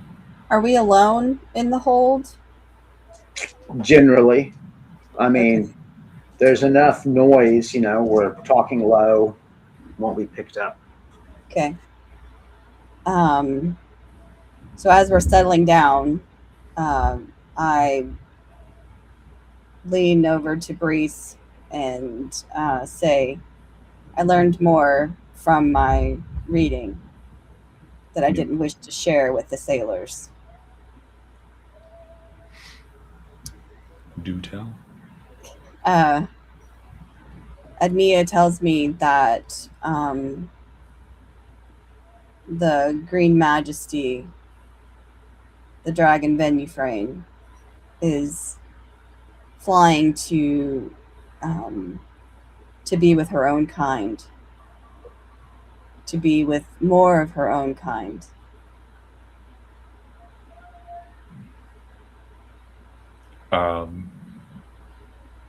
That's the end of what she told you? Those exact words? That Those exact currents of wind? that was a very clear reading where she is going to be with more of her kind. She's at least meeting her own kind. With more of her own kind. Okay. Which maybe that just means other green dragons. I don't know. There's no such thing as a green dragon. I was kidding. It's a joke. I don't understand. Obviously. Has there been a record of dragons gathering in Karandrin? Everybody roll. 4. 71.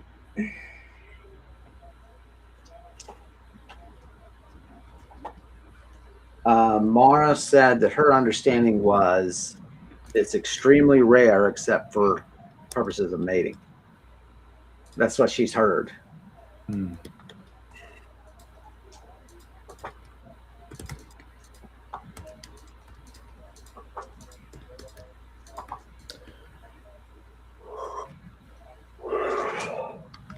I wonder why Admia would grant you that. She's the goddess of the wind. I mean, no, is there a purpose in her telling you that? I can seek more information, but at the time, it was more important to share that we were going to be okay. That's good to know that she's not going, at least immediately, to cause havoc and destruction. I mean, she could wreak havoc and destruction along the way to go meet with her other buddies, but they could gather together to exhort all this destruction, and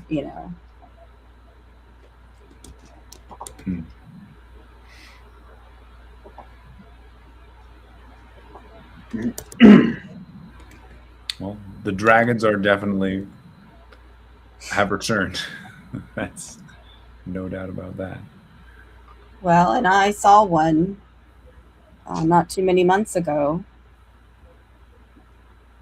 So this is the second dragon I've seen in a short amount of time. Really? And many go their lifetime without seeing them.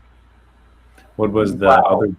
There's been a known disappearance of the dragons. Right.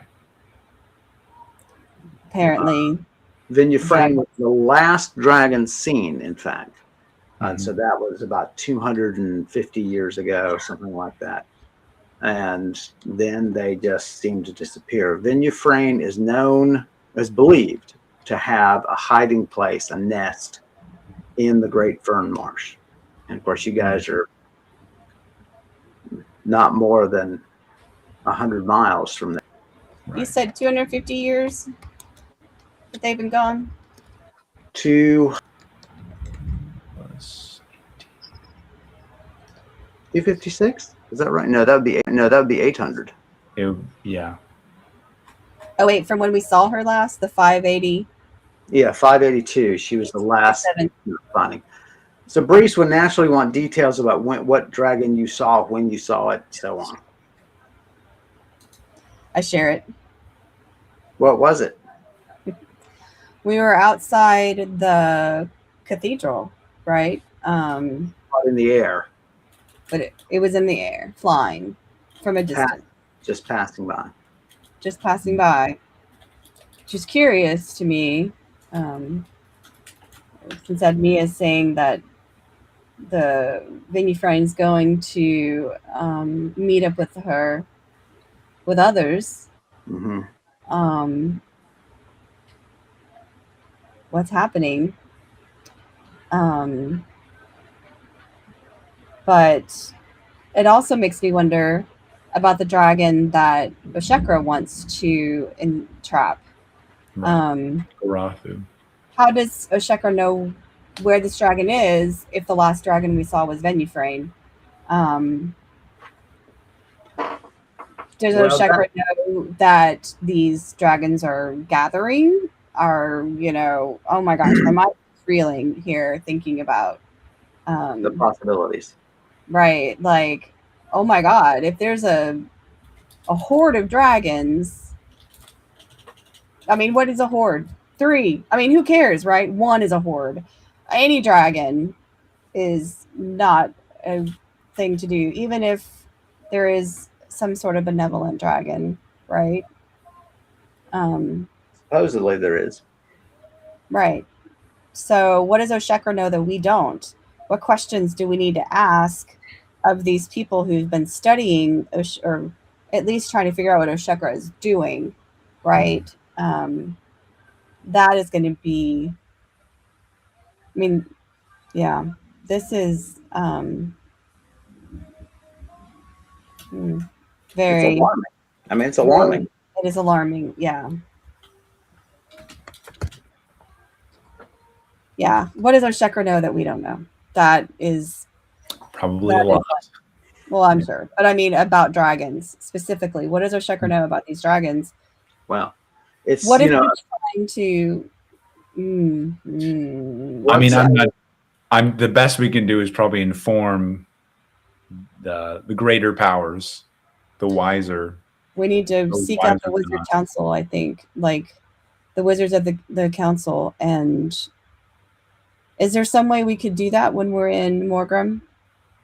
Or do we need to go maybe the Temple of Astalon when we pass off our message? Who are you asking?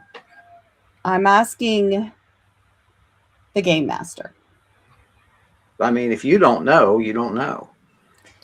You don't. Oh, okay. Well, then I'm asking Brise. Do you think we could send? Do you even know about the Wizards Council? I would like to send a message to Fraldrum, who is chief wizard of Miagral's court, and she's on good terms with the council of that region. Now, is it possible to reach Fraldrum from Morgrim? Could you get a message to? How far is that? That's like weeks of travel. It's probably just technically weeks. It's probably 2 weeks. Yeah. Obviously, big teleport jumps would help. And there, maybe you need a powerful spellcaster just to get you there. Honestly, yeah. Pay gold, weight in gold just to have someone teleport us to the keep to relay that message. But it's also, you've now got this list of Heritas' apprentices and various other contacts of considerable knowledge. And maybe it's a question you put on the list and just spreading the word among the powers. Right. Can be useful. It doesn't need to be the specific person. Right. We don't have to be the messengers per se. We can just be given. Well, we are the messengers, but we don't have to decide who gets the message. We just need to find someone of the right authority. Right circles. And that would be, for instance, the other healer, the orc healer who lives off the coast of Morgrim. We know that he has contact with the local council.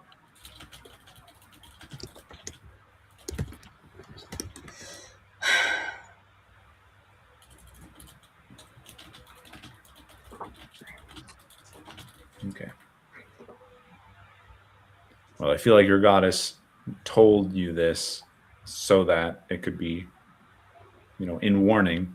right? We could share the knowledge. So we'll Well, and soon it's going to be spread by the sailors to every port. Right. But I mean specifically the knowledge that Admia shared about them gathering. Well, I mean, the dragon, yeah, they're going to share the fact that they saw the dragon, but they don't know the other details. Yeah. So people will know for sure. Mm-hmm.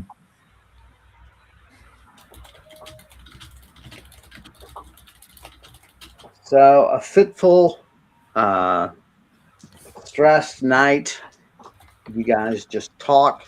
You're able to stay up basically the whole night. It's going to be a long day tomorrow.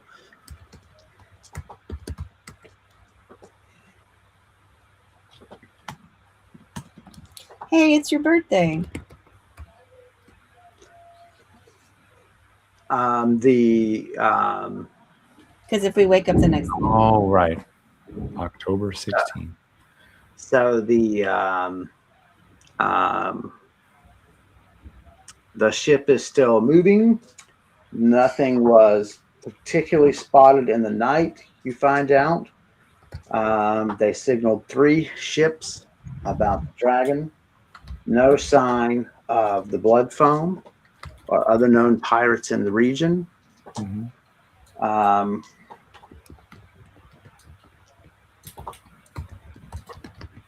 What did you say about the other ships saw? Did you say the other ships saw the dragon? No, they were signaled and warned. Yeah. Oh.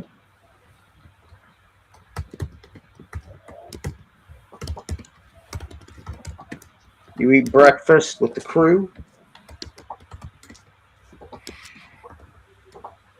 It's sweet, spiced sort of fruit mash that's really good. Even Brise seems to eat with gusto, and you can kind of tell Mara that she just isn't much, she eats without thinking largely. I mean,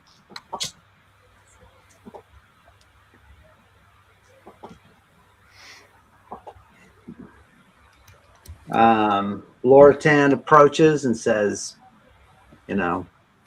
we had a good night, although a tired one. Mm-hmm. We're going to stay an extra day in Morgrim. Okay. The men need rest.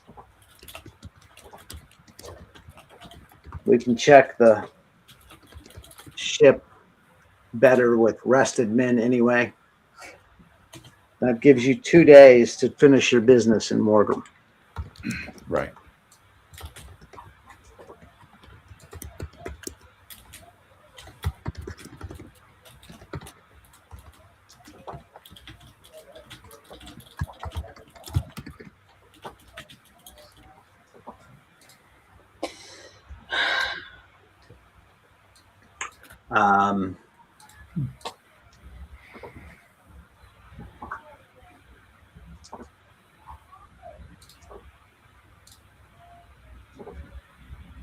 Good Lord. He says the dragon's on the move again, particularly venue friend. It's unthinkable. The logs of other ships report seeing her just burning vessels for fun. She still sits on some mass of gold that she took from Alamar. And who knows what other plunder. Why their absence? Unless I missed my mark, you two have traveled quite a bit.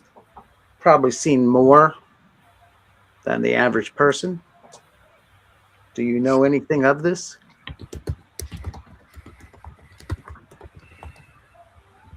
I'll look at Mara. Well, you don't have to look at Mara. You can just shake your head. Well, I mean, she's the one who saw another dragon before. I guess I don't want to give that away, but I'll just shake Sure. I can only pray that the winds are slow to to make any haste to the dragons. I mean, it's terrifying to think that even just one is awake.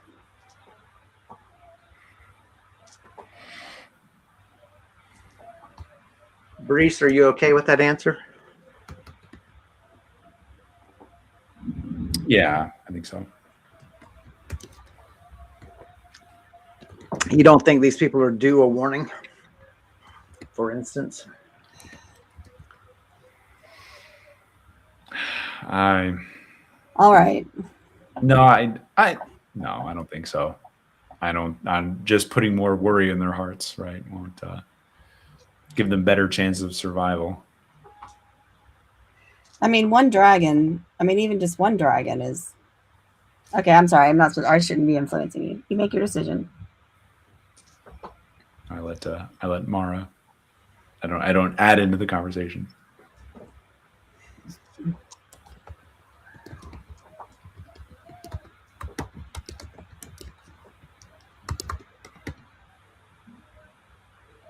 She seemed to be headed to either Porosh Island or Old Hook.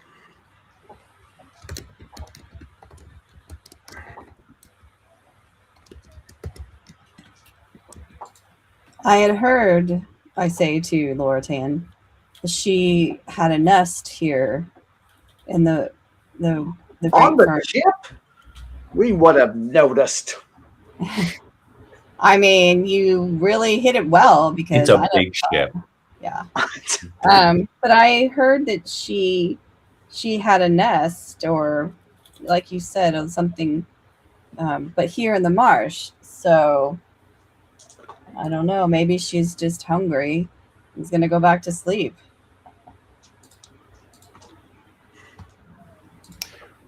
What was the island? You said Old Hook Island, Oh. or what was the second island? I didn't catch that. Porosh, Porrosh.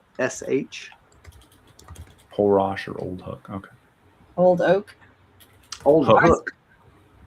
Is there anything special about those islands? Old Hook. Is there anything special about those islands? Decent game. We've stopped there to hunt, to freshen our meat supplies. Some wild pig.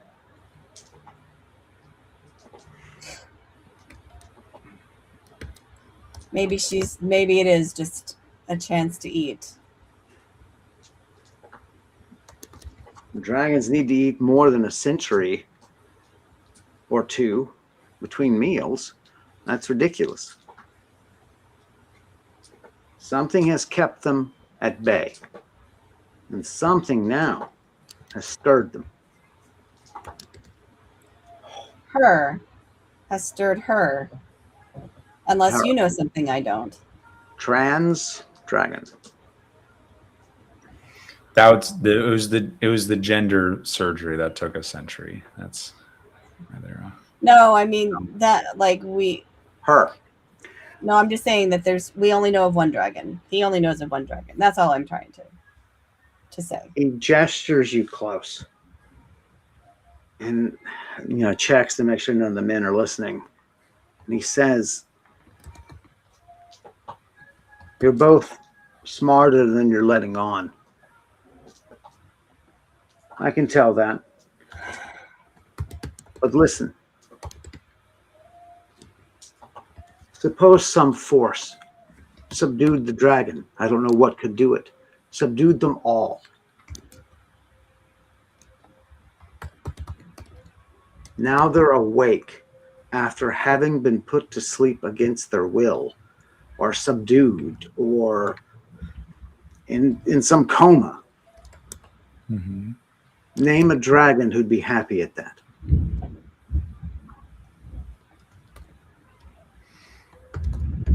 They're awake now. My fear is they're enraged. And they will seek whatever force made them absent.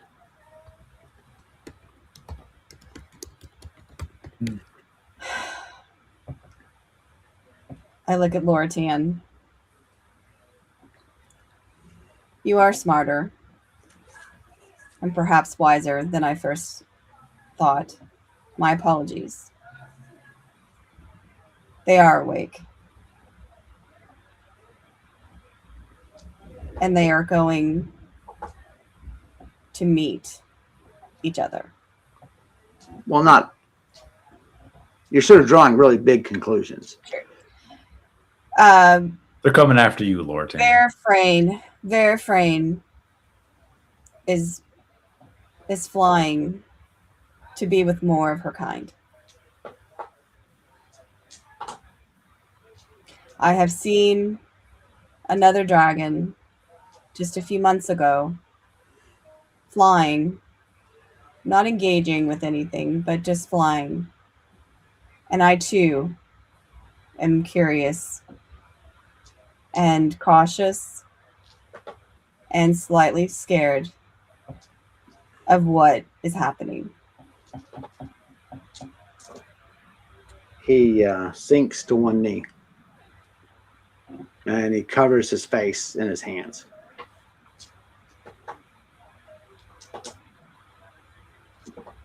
Sailors are curious and looking, some kind of approach, concerned. Just push them away. Push them away? Not push them, but gesture like, no, it's okay. He just needs a moment. Just give him a moment.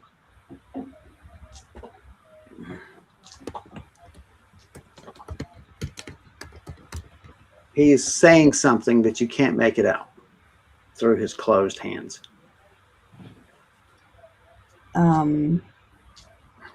You can gently lift him to his feet. I was going to actually kneel and get to my knees, kneel, and just be like on level with him. Yeah. Brise, anything? It's seems a conversation between Mara and him. I'll let her. No, I mean, you were there. He pulled you both close. Okay, I would lift him up. So Mara's going down, he's going up. Well, lift them both up. Yeah, Take them both by the elbow and pull them up. Yeah. It's not. And you whisper to them, "Let's not worry the men. Let's not worry the men."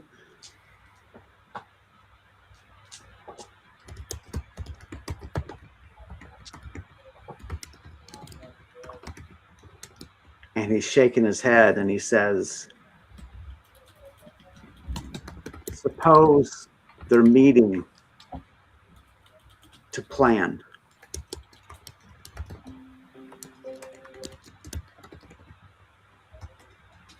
Alamar couldn't withstand one dragon.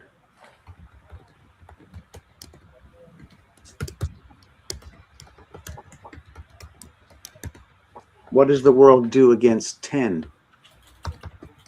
20?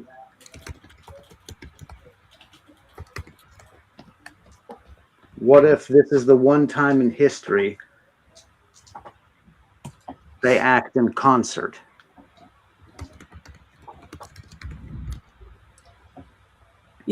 Loratan, I understand your fear. We cannot dwell on the what ifs. Right now, we need to share the information with the people who can work and deal with those what ifs. We are as powerful and wise as you think we are mere ants compared to the wiser, more powerful wizards that we know. The people who know arts, who are so much more capable than we are. You're amazed by the things that my companion can do. Imagine that, multiple folds, right? So let us take this information and give it to the people that we can. And let them worry as we try to live our days and find out what will happen.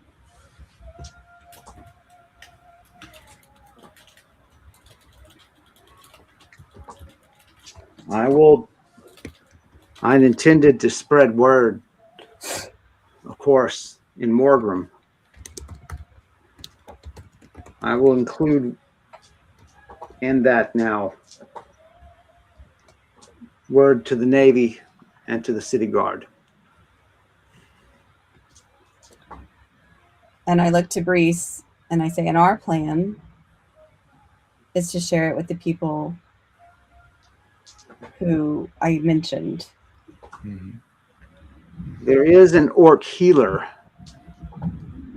not far from Morgrim. He dwells on the islands, kind despite his race.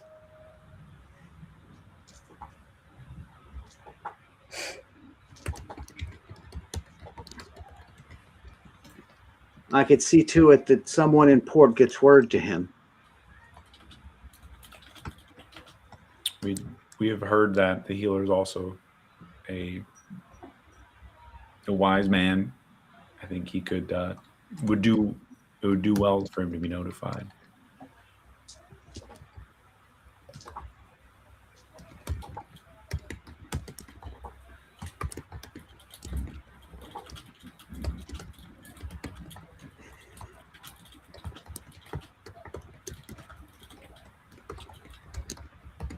He retires to the hold, leaves you two standing there. It's early morning. Would you need to roll anything for your 3 rolls? Because all of those depend on sleep. Mm-hmm. I might want to do, since it's morning, I'll do my morning chime reading. If we want to do that, or do you want to wait till? I think we should wait since it's butting up to 9:20 right now. Yeah. Mm-hmm. So, so guys, I think we're going to end it there. All right. With some crazy developments. As always, we thank you for joining. And if you think we're doing a good job, then please like and subscribe. If you think we're doing a great job, hop to Donor Box and send us some love. Max does a great job on his YouTube channel. You see the short link right there. It's where he discusses the role of music and original soundtracks in video games. And thanks as always to Elliot Dunafitz for her terrific character art for Brise that we use almost every episode. You can see more of their work at artstation.com/Tortolua. And Karen is part of a local contemporary chorale group. You can see more of their performances at contemporarychorale.org. Send them some love, send them some encouragement. They would really appreciate it. And I've written a novel called Short Too Far that you can find on Amazon. Max, say goodbye to the lovely people. Yeah, it was a really interesting development. Hope you all enjoyed it, and stick around next week. See what happens. And Karen, do you have anything to say to our avid followers? I hope you guys join us next time while we find out how much deep, we are in with a slew of dragons awakening, and perhaps it's called an apocalypse of dragons. That's an apocalypse of dragons. All the dragons did it once.